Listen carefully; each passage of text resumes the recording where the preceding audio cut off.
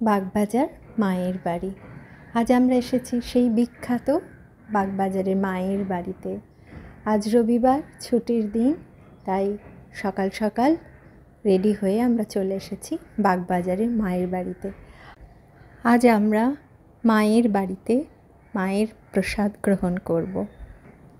তবে বন্ধুরা, চলো তার আগে দেখে নেওয়া যাক মায়ের বাড়ির ভেতরের কিছুটা অংশ। তোমরা যারা এখনও আসোনি বাগবাজারে মায়ের বাড়ি, তারা আমার এই ভিডিও থ্রুতে দেখে নাও মায়ের বাড়ি, যেখানে মা একটা সময় ছিলেন। শ্রী শ্রী জগৎজননী সারদা মায়ের বাড়ি বাগবাজারের বাড়িতে আমরা এসেছি।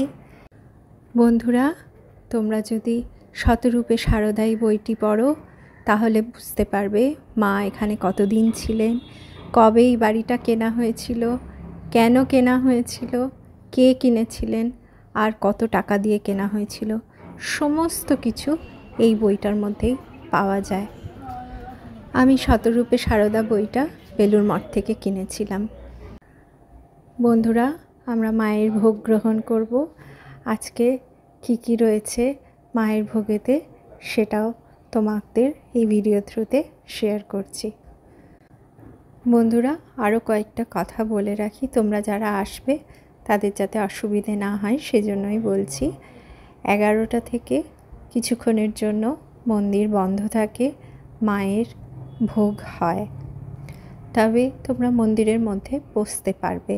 মায়ের যে দোতলার ঘরে মূল মন্দিরটা রয়েছে সেটা কিছুক্ষণের জন্য বন্ধ থাকে, তবে ভোগ হয়ে যাওয়ার পরে আবার 5 মিনিটের জন্য খুলে দেওয়া হয়, যাতে দর্শনার্থীরা প্রণাম করতে পারে। বন্ধুরা, আরেকবার বলে দিই, এখানে যে ভোগের কুপনটা দেয়া হয় সেটা সকাল 9:30 থেকে 10:30টার মধ্যে, আর প্রত্যেককে একটা করেই কুপন দেয়া হয়। এখন 11:55 হয়ে গেছে, আমরা নিচে গিয়ে বসব। বন্ধুরা, তোমরা যদি বাগবাজারে মায়ের বাড়িতে ভোগ খেতে চাও তাহলে কিন্তু একটু সকাল সকাল চলে এসো। সকাল 9:30 থেকে 10:30টার মধ্যে এখানে কুপন দেয়া হয়, আর সেই কুপনের জন্য কিন্তু বেশ একটা বড়ই লাইন পড়ে। তাই আমার অনুরোধ থাকলো একটু তাড়াতাড়ি এসে তোমরা কুপনটা কেটে নিও, তাহলে শান্তি করে বসে ভালো করে তোমরা ভোগ খেতে পারবে। তবে বন্ধুরা, আমাদের একটু যেতে দেরি হয়ে গিয়েছিল, ছোট্ট ছেলেটা ছিল, আমরা ভেবেছিলাম আমরা হয়তো ভোগ গ্রহণ করতে পারবো না, কিন্তু মায়ের এত অসীম কৃপা ছিল যে মা আমাদের না খাইয়ে পাঠাননি, তাই আমরা শেষমেশ মায়ের প্রসাদ পেয়েছি। সেটাও এই ভিডিও থ্রুতেই তোমাদের সাথে শেয়ার করে নিচ্ছি। কী অমৃত ভোগ, আহা, এখনও মুখে যেন লেগে আছে সেই স্বাদ। আসলে মায়ের আশীর্বাদ এর মধ্যে রয়েছে, তো তাই ভোগের এত অমৃত স্বাদ। ছেলেটা না বড়ই দুষ্টুমি করছিল জানো। আমি আর ছেলেটাকে খাওয়াতে পারিনি। প্রথমে ও আমার পাশেই বসে অনেকক্ষণ ধরে ছিল, তারপরে আর আমার পাশে বসলো না, ভোগ খাবে না ও আমার পাশে বসে, সেই জন্য উমেশ ওকে জোর করে নিয়ে গিয়ে খাইয়ে দিয়েছে। আজকের প্রসাদে কি নেই, আহা হা, মায়ের যে মূল প্রসাদ সেই প্রসাদের একটু অংশ আমরা পেয়েছি। এরপরে খিচুড়ি ভোগ এলো, যতটা খেতে পারবে ততটা, 2বার 3বার করে খিচুড়ি ভোগ দিল। কি তার স্বাদ, মানে মুখে লেগে আছে বন্ধুরা, মুখে লেগে আছে। এরপরে চলে এলো লাবড়া, লাবড়ার পরে চলে এলো চাটনি। চাটনিটা কি সুন্দর খেতে, টকটক মিষ্টি মিষ্টি ঝাল ঝাল, আহা। এরপরে এলো পায়েস, সেও যেন অমৃত। আমার ছেলেটা তো চেটে পুটে পায়েস খেয়ে নিল।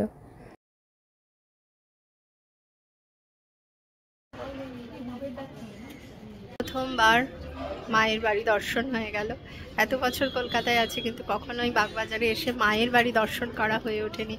জানতাম, অনেকবার চেষ্টাও করেছিলাম আসার, কিন্তু ওই যে বলে না, যতক্ষণ না সুযোগ, মানে মা যতক্ষণ না চাইছে ততক্ষণ হয় না। তো মা এতদিন ধরে চাননি, সেজন্য আমরাও কখনো আসতে পারিনি। আজকে চলে এসেছি। আমরা ভোগ গ্রহণ করলাম। ভোগ গ্রহণ করে আমরা মন্দির থেকে বাইরে এলাম। তার কারণ হচ্ছে মন্দির তো বন্ধ হয়ে যাবে, সেজন্য ওখানে যারা ছিলেন তারাই বললেন এবার আপনারা আসুন, আবার বিকাল 3:30টার সময় আসবেন, তখন মন্দির খোলা হবে। আমরা মন্দির থেকে বেরিয়ে তাই মন্দিরের সাথে লাগোয়া একটি দোকান ছিল, সেই দোকান থেকে 2টো আসন কিনলাম।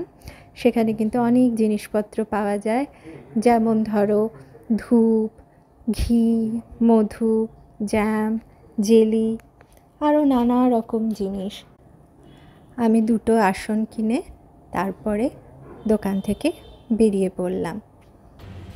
এবার আমরা যাব মায়ের ঘাট দর্শন করতে, যেখানে মা জগদ্ধাত্রী, মা জগজ্জননী শারদা মা আর স্বামী বিবেকানন্দর কথায় জ্যান্ত দুর্গা যেখানে স্নান করতেন, সেই স্নানঘাটে যাচ্ছি আমরা এখন।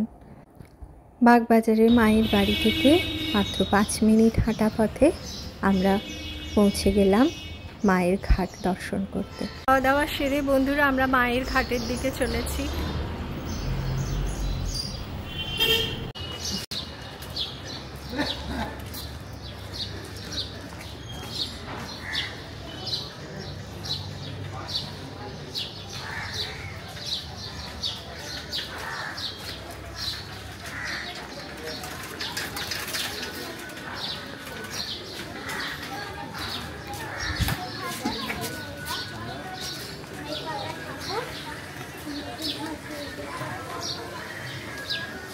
বন্ধুরা আমরা চলেছি মায়ের ঘাট দর্শনে। শ্রী শ্রী শারদা মায়ের স্নানের ঘাট, দেখো অ্যারো দেয়া রয়েছে অলরেডি।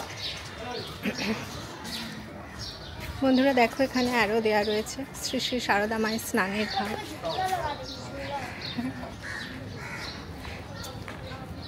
ভাবো মা এখান থেকে স্নান করে তারপরে ওই বাগবাজারের বাড়িতে যেতেন।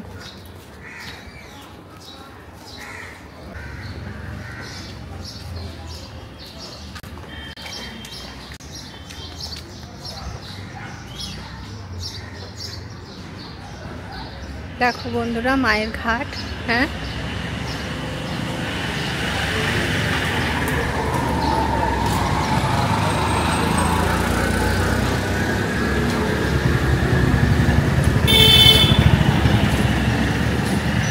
একটু সাবধানে রাস্তা পেরিয়ে যেতে হবে বন্ধুরা। মায়ের ঘাট, আমরা চলে এসেছি মায়ের ঘাট।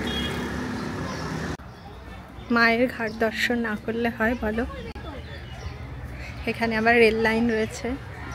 হ্যাঁ, ট্রেন তো আসছে না নিশ্চয়ই। চলো পেরিয়ে যাই বাবা, পেরিয়ে যাই, মায়ের ঘাট দর্শন করি।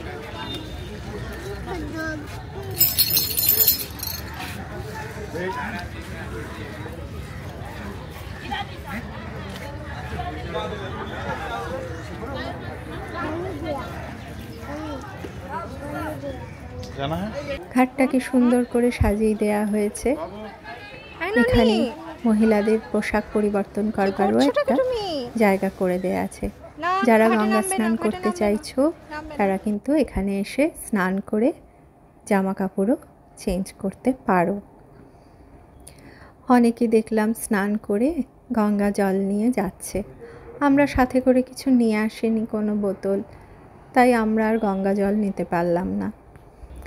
ঘাটের ঠিক পাশেই রয়েছে রেল লাইন, তাই ছেলেটাকে ধরে একটু বসেছিলাম আমরা, কারণ ও তো দুষ্টু, কখন কোথায় চলে যাবে, আর ওদিকে যদি রেল লাইনে রেল চলে আসে তাহলে তো একটু অসুবিধে।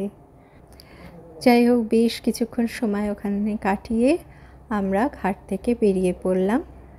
আর রাস্তার উল্টো দিকে এসে আমরা ক্যাবের জন্য ওয়েট করতে থাকলাম। এখন বাজে 1:40 আর আমরা মায়ের ঘাটের সামনে থেকে ক্যাব নিয়ে চলেছি, বাড়ি চলেছি।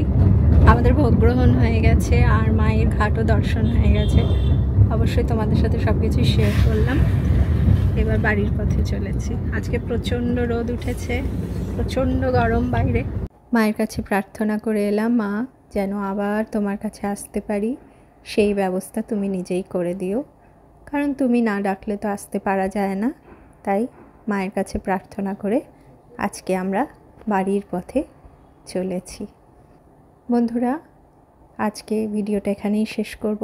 ভালো থেকো, সুস্থ থেকো, আর সবাইকে ভালো রেখো। আবার দেখা হবে খুব তাড়াতাড়ি নতুন একটা ব্লগ নিয়ে।